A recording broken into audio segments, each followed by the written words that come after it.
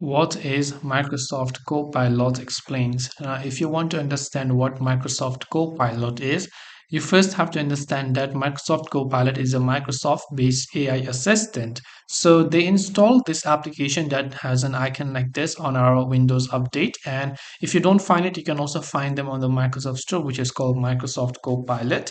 Or you can access their official website, which is copilot.official.microsoft.com. Sorry. So when you go there, a Copilot not only is an AI chatbot, but just like Gemini, it is integrated with Microsoft apps.